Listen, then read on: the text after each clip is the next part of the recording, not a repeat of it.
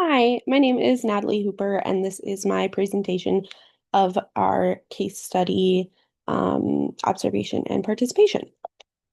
So I went to my local community art center. It's called Spirit of the Lake Community Art, also known as SOLCA. It is a relatively new program. It started in the summer of 2023, and it's kind of slowly been adding more and more things. I did put a quote on here from their website, just kind of about what their goals are, and it says that it is a center focused on bringing community and creativity of all kinds, visual arts, music, dance, etc., to our neighborhood, providing affordable studio space to Duluth artists and continuing to offer Waldorf-inspired early childhood/family programming and fun community events. So one thing that I wanted to note there is the reference to the Waldorf-inspired continuation. So the building before Solca took over was a Waldorf school called Spirit of the Lake Community Schools.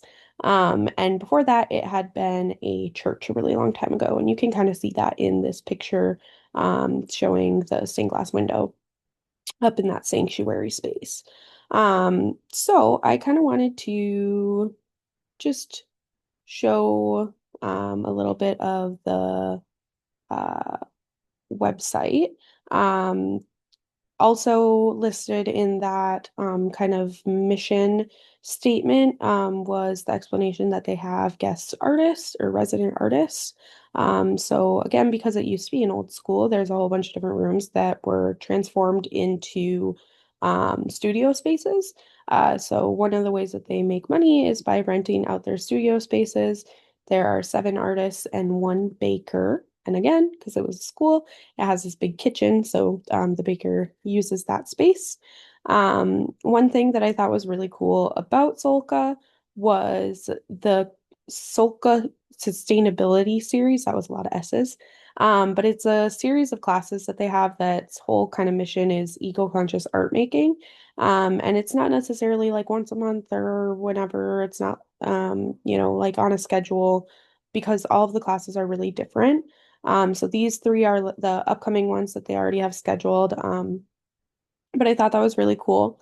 Another thing that I think really kind of showcases how Solca helps the community is they have a sliding scale for how they or how you pay for classes, so that it can kind of be more accessible to everybody. It is also on the other side of town from our other community art center. So again, broadening the range of people that have access to community arts, which is really cool. Um, I was able to participate. I went to two Friday afternoon art for all ages classes, which were primarily younger students, elementary and middle school age. And then I also was able to attend the February offering of the Contemporary Swedish Crafts class, which was really cool for me because I have a Swedish history and I'm working on cultural identity and stuff like that for my capstone. So that just worked out really well. So I have some pictures from that. This is kind of an overview of the main space that most of the art classes take place in. They do also have some other spaces, but this one is really the biggest. It's got these tall ceilings and these big windows and stuff like that. This slide kind of showcases there was this really awesome flexible schedule that the instructor kind of followed. The reason I wanted to kind of highlight this was because there at 2 o'clock and 2:30, you can see is a specific time set aside for fika. And if you don't know, fika is a traditional Swedish kind of coffee break. So I thought that was really cool. Again, here's some more pictures from my participation in this. We made these kind of traditional hearts. This was another woman that was working next to me. She had asked if she could take a picture of my heart, so I said, of course, and I asked if I could take a picture of her heart too.